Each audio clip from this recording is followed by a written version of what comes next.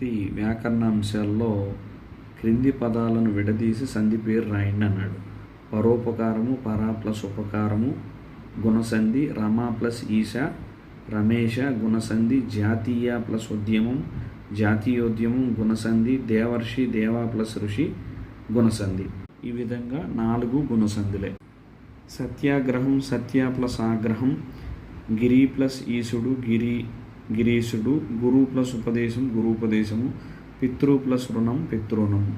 ఈ 4 కూడా సవర్ణ దీర్ఘ సంధులే. సత్య ప్లస్ ఆగ్రహం సత్యాగ్రహం సవర్ణ దీర్ఘ సంధి, గిరి ప్లస్ ఈశుడు గిరీశుడు సవర్ణ దీర్ఘ సంధి, గురు ప్లస్ ఉపదేశం గురూపదేశం సవర్ణ దీర్ఘ సంధి, పితృ ప్లస్ రుణం పితృణం సవర్ణ దీర్ఘ సంధి.